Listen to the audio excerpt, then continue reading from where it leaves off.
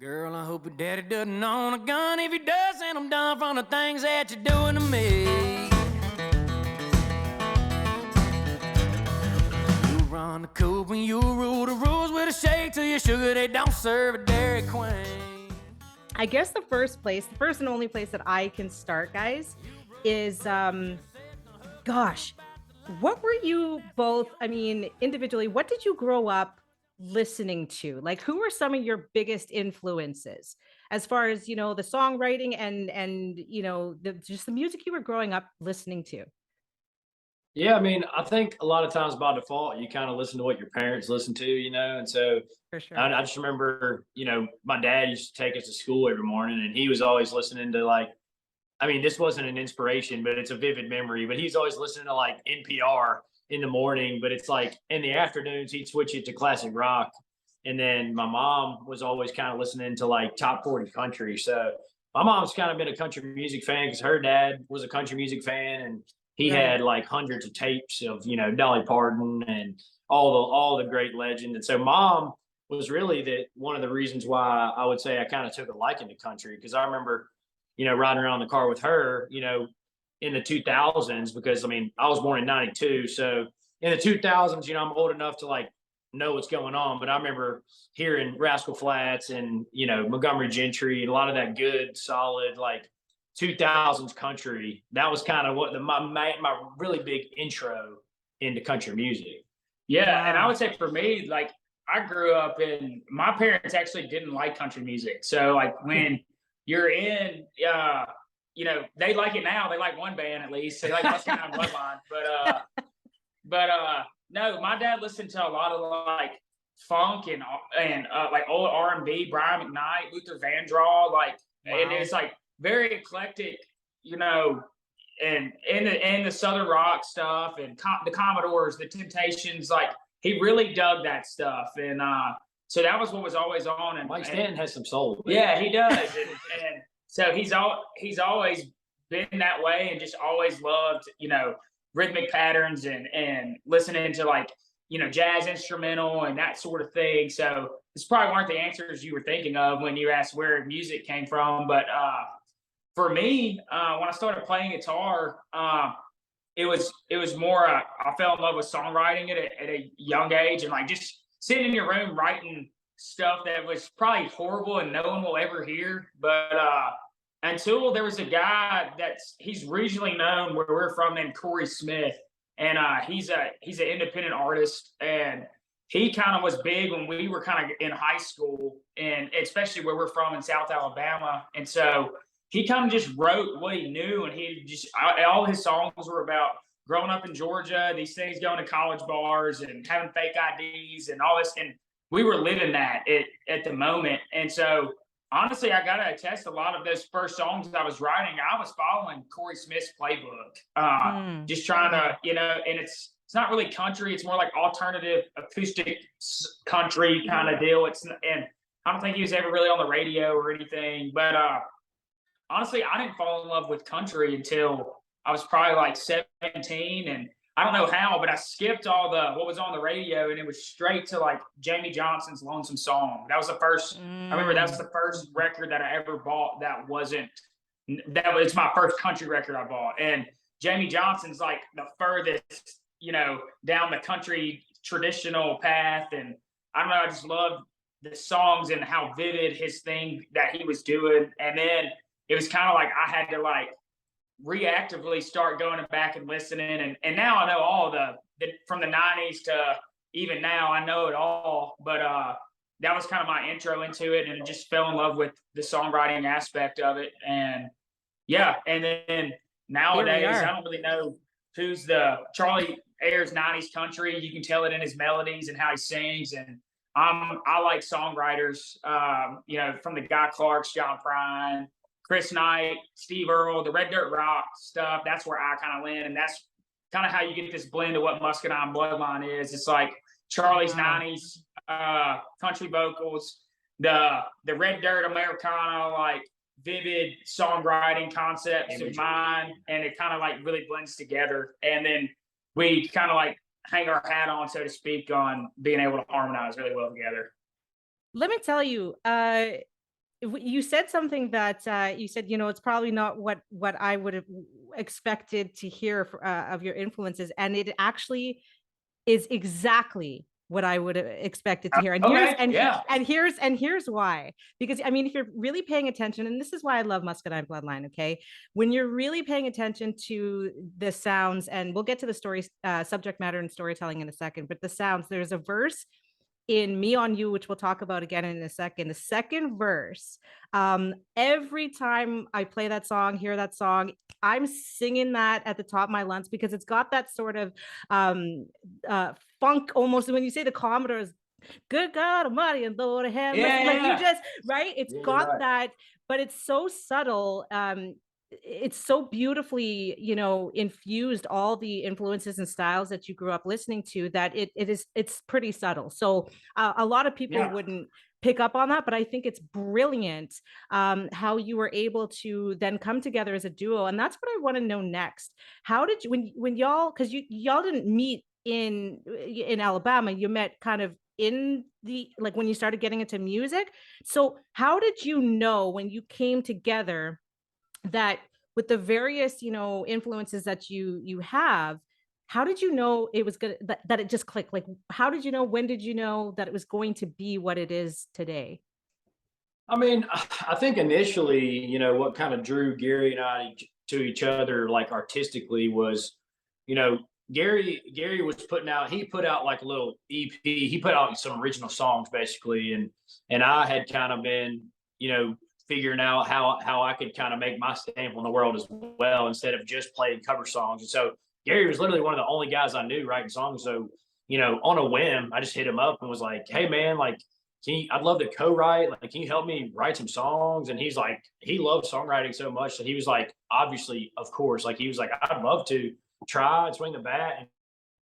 And we wrote a couple songs, and then, to make a living, I was playing cover songs. I was playing at the bars in Auburn College, and and Gary was staying with me that weekend. So I was like, "Hey, just come on up here. Like, I got a gig.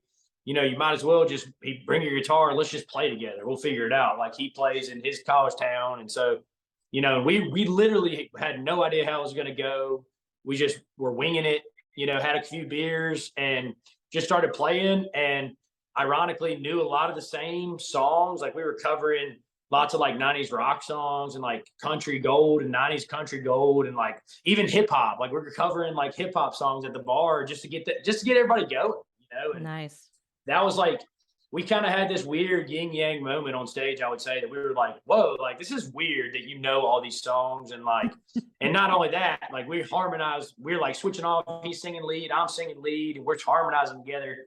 And like, that's when we initially, I would say, like, developed a chemistry. And I mean, it definitely wasn't the reason why we started a band. I guess it was technically, because it's like one of the reasons we play, but that's just kind of like one of the first memories I have of like having a connection, with Gary musically, especially performing wise. Because I think our performance together drew us together more in the beginning than the songs did, because like, we were just writing songs for ourselves at the time, and so having that chemistry definitely brought us together and made us want to grow and see what could even happen. And I think it's the tale as old as time too. It's like, we both had our own bands that we were doing in our respective college. I went to college in Mississippi, and Charlie went to college in Alabama. But we're both from the same hometown. And you're right, we didn't meet in Mobile. We met like after we both moved away. And I would say it's that tale as old as time, where like, you have a band, but no one else can leave, and they love playing, but they don't want to, like, they got a good day job, and they got responsibilities that good degree. Yeah, that holds them down, and they're like, "Man, we just like playing on the weekends." And I think Charlie and I just had more aspirations than that. And I knew when I graduated college, I was like, I'm moving to Nashville. I saved up enough to get me by for a year, and if it don't work out, I can just say that I tried. And I think at that time too, Charlie and I were really starting to play a lot more together. And so he moved up a couple months after I did, and we didn't have a band either. I don't even know if we really knew if we were going to play together. I just wanted a friend in town that, we could at least, like, whether we were doing stuff separately, we could still, feed off each other, write together, even go to the bars, you know, in new places and not just be by ourselves, you know, and so then jumped off and we were like, man, like, why don't we just try this thing together? And, you know, we had some songs that we were already kind of working on. And so went in the studio, and one of those first songs was still our biggest song, Porch Swing Angel. And it's like, it's just weird to think, it's a like, lightning in a bottle moment, you know. And so then it's kind of like, you know, here we are 8 years later, and, you know, still best buds. And it's cool to kind of like get to do this. And we're really starting to, you know, see it really grow. I mean, we're talking to someone in Winnipeg, Canada, who like says that our song is #1 on their top 40 radio thing for 2 weeks in a row. And we've never been to Canada. And it's like, it's just such a cool, you know, thing. We got to stop and realize, like, man, that what we're doing is kind of pretty special, pretty cool. And it's been a lot of legwork for the past 8 years. And now things are kind of just starting to roll. And we got a record that we're really proud of. And I feel like all artists say it's their best work, but we really feel that way. Like this for the first time, I feel like ever, it's not like a shot in the dark. It's not like a stab at trying something new. This is like what we're supposed to do. And here's my assumption, because everything, I can just feel the energy from the two of you, which is fantastic. But here's, you know, in following what you just said, Gary, why and this is an assumption, by the way, Porch Swing Angel is a beautiful, beautiful song. And it brings me to this topic here. Now, forget the fact that I'm a music director at a radio station. We're going to talk about radio for a second, because there was a quote that I read, and I think it was in People Mag or a blog in People, that said that y'all had tried to, you know, you stopped trying to, you know, write songs or create songs with radio in mind, something like that. And I'm paraphrasing. And then in about maybe 6 months later, Dispatch the 16th Ave comes out. And that's when I first caught wind of y'all. There was a song, Dead on Arrival. And just from the minute it started, I was like, this is what country radio, whether down south of us or here in Canada, this is what country radio is missing. And I took a shot on this song because I mean, the subject matter, holy moly. Yeah, it's actually kind of heavy. It's heavy in a way where it's fun, because I mean, what y'all are talking about, the storyline is just that was different too, but the sound as well. And so I took a shot at it and I put it in rotation, light rotation, and then people were calling and going, who is this? Who is this? And I found myself having to say a lot, it's Muscadine Bloodline. This is where they're from. And oh my gosh, like our listeners just loved it. And Thank you. And then from that moment, I knew, I was like, okay, but it goes back to that, what you were talking about. And I think, Gary, you had said it, that even your first country record, you hadn't heard that on radio and whatnot, but you gravitated towards it.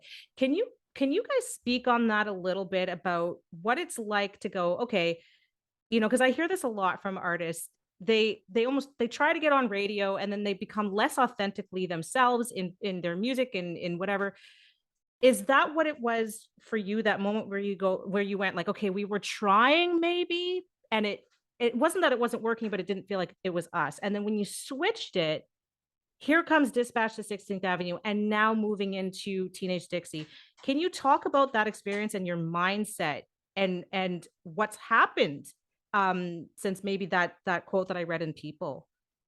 Yeah, for sure. I mean, I can start off. I mean, first of all, it's very freeing, you know, like it's very liberating, even just to feel, you know, like, I don't know, it just feels like we're making music at its truest form right now. And we're not trying to fit any mold, you know, like I could care less what people down in Music Row think about us. And I think that we thrive more when we think like that, you know. And you know, we kind of have had this like identity crisis over the last few years before Dispatch to 16th Ave came out, you know, because I think we were taking a little bit more of an approach of like, well, will people like this instead of do we love this? And I think it's very interesting because, like, you know, you can't go back and change it, you know, and like we're obviously thankful for what we are able to build and grow, and like we've got some of the best fans in the world, and which brings us here, you know. And it's like the craziest thing is that we made a rock record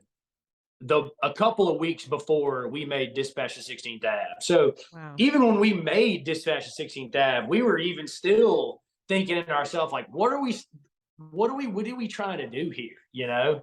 And like, we were, you know, you can know this just because it's kind of funny now, but it's like, we were going to put that rock record out first. And it's like, Gary, I just remember, I'll never forget, Gary called me or whatever. And he's like, man, like, I've just been like kind of burdened with this. Like, you know, if you could pick tomorrow, like, which record are you more excited about? You know, which one is it? And we both were like, man, I think it's Dispatch. Like, I feel like this rock record is just going to confuse the hell out of people. And that was kind of, I think, the turning point of when we decided, like, okay, what are we listening to? Like, who are our influences and what's the most true to us? Yeah. No, and just to add to that, I mean, you moved to Nashville, and it's a thing that happens a lot. You alluded to, it's like, okay, someone has a hit song, and it's kind of like, oh wow, this works. And so how I feel like Nashville does is they say, okay, this is what we did, it worked, so this is what we do now.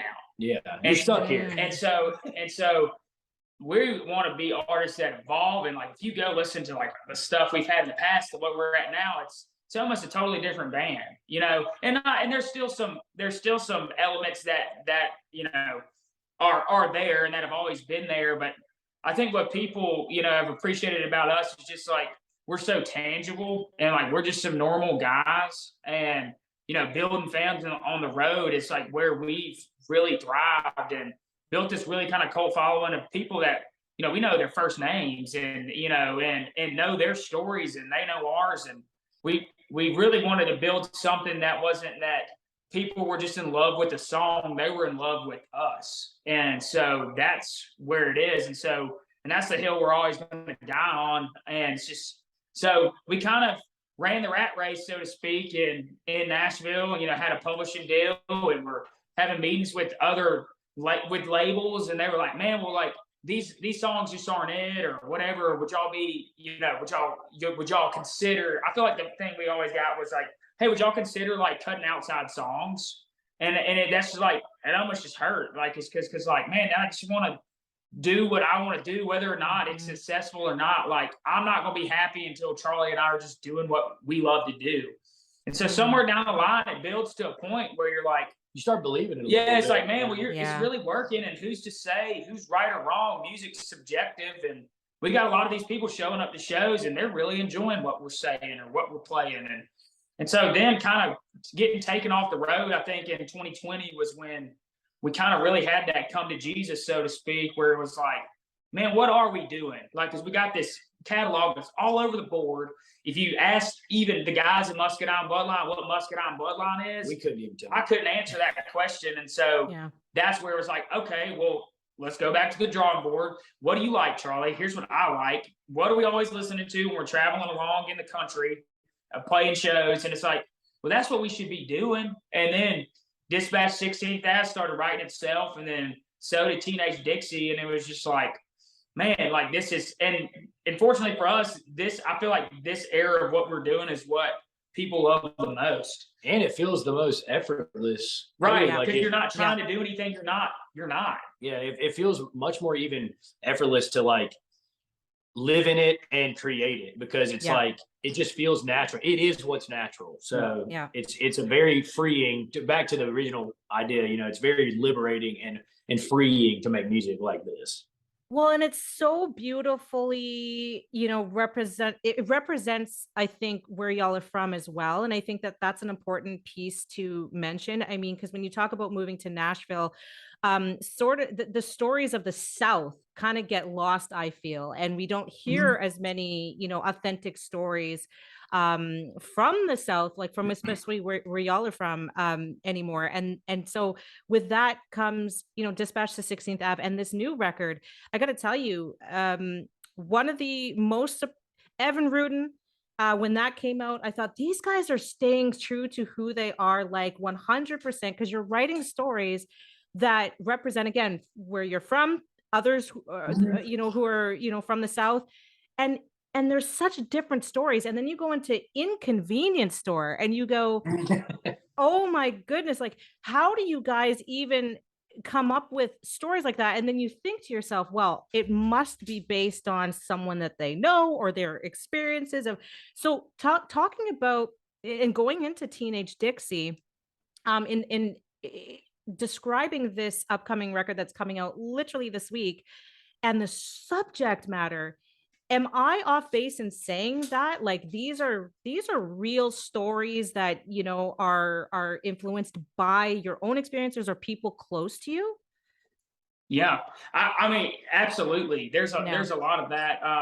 A lot of these stories in this record. I mean, some of these we embellish. I'm not going to say Charlie and I have ever stuck up a Circle K or anything like that because we haven't. Of course. We're, like, just for the record. Yeah. But no, I mean, honestly, like when we sat down to do this record, it's like so. Kind of getting back, like Dispatch was kind of like the timestamp of like, okay, this is the sonic change we're chasing. Here's the foot in the ground moment. This is where the boat's coming into harbor, so to speak, and this is kind of where we're at sonically.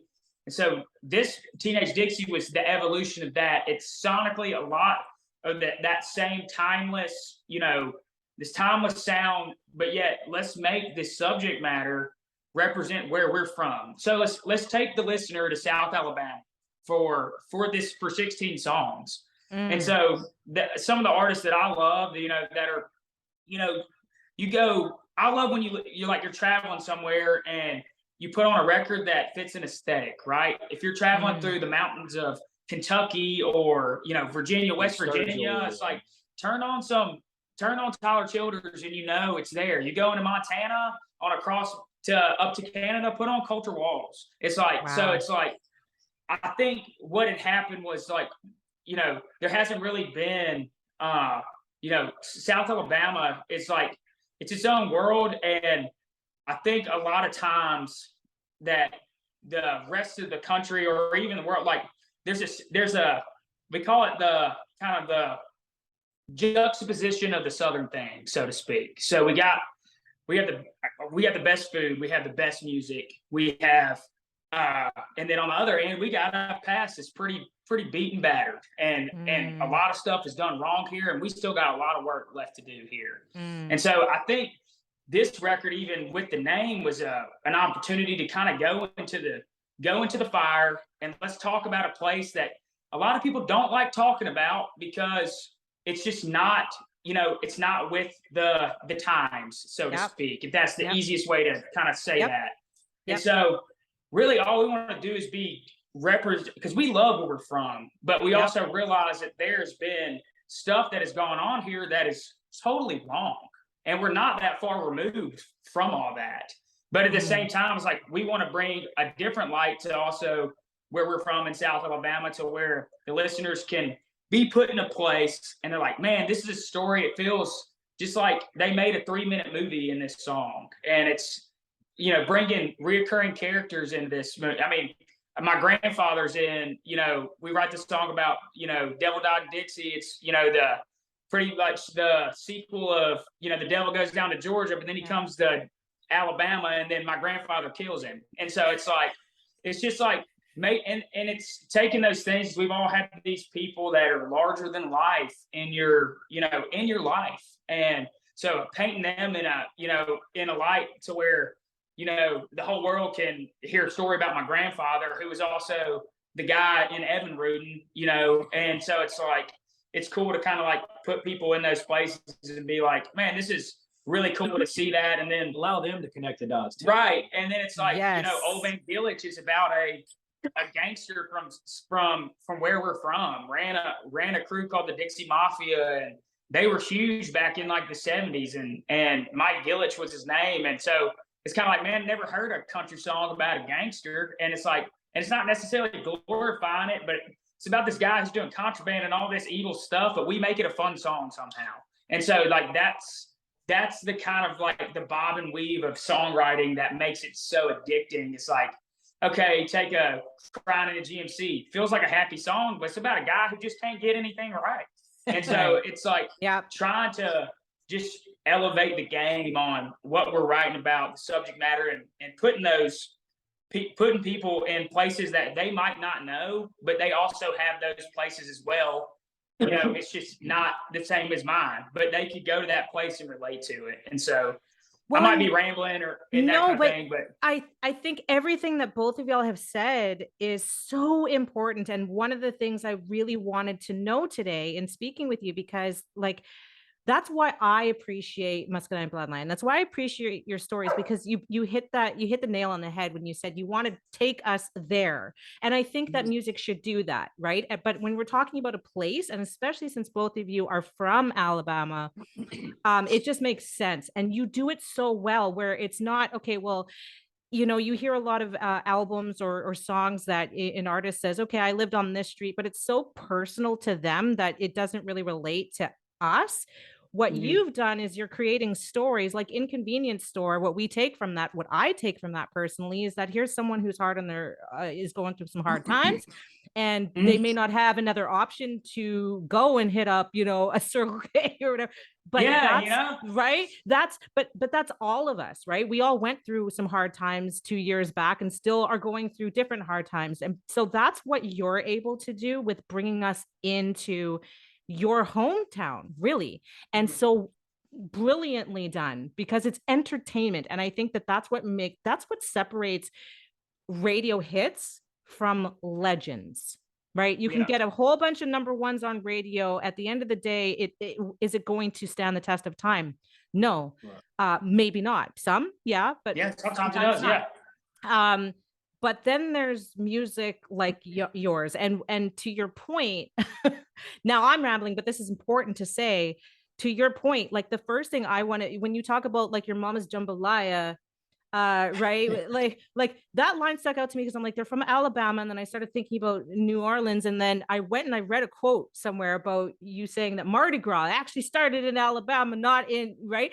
But it made me want to learn, like, where did that come from? Why are they talking about jambalaya? Like, it whatever your goal, I don't know if it's necessarily a goal, but if it is, you've hit the mark. And so with this album, with this album, Teenage Dixie, tell